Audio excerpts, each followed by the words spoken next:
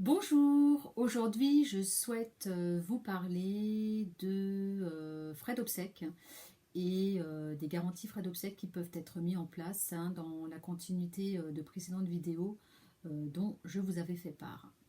Lorsque je suis allée chez ma coiffeuse, j'ai rencontré une conseillère funéraire et j'étais vraiment très contente de la rencontrer parce que cela m'a permis d'échanger avec elle et d'avoir ce retour d'expérience.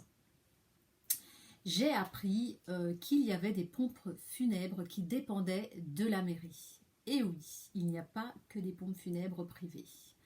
En fait, donc chaque mairie dans chaque grande ville a des pompes funèbres qui appartiennent donc à l'État et qui ont des prix qui sont beaucoup plus intéressants que dans le privé.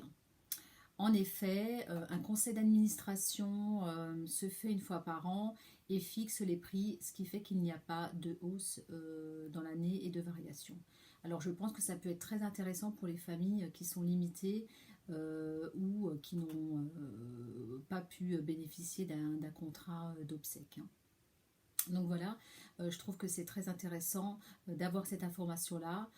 Alors n'hésitez pas de prendre contact si vous êtes confronté à cela avec votre mairie afin d'obtenir les renseignements. D'autant plus qu'il va y avoir un service qui sera beaucoup plus proche, qui sera plus dans la proximité de la personne et qui répondra à ses besoins. Dans cette continuité également, il y a donc la possibilité de faire un contrat frais d'obsèques.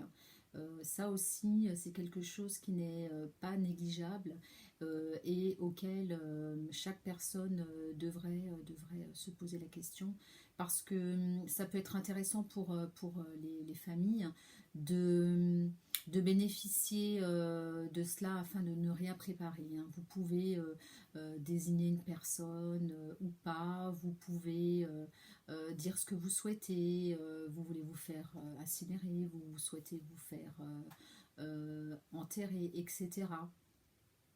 Par telle et telle personne.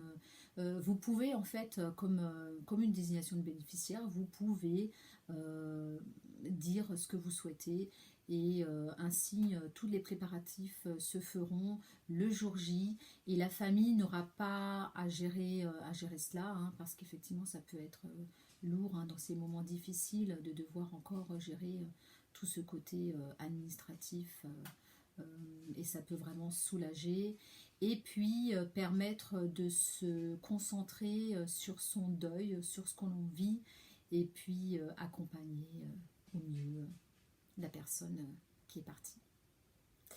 J'espère que tous ces renseignements vont vous apporter une connaissance ou pas, ça à vous de voir. En tout cas, si vous avez aimé cette vidéo, n'hésitez pas à la liker, à la partager et à vous abonner. Je vous dis à bientôt. Au revoir.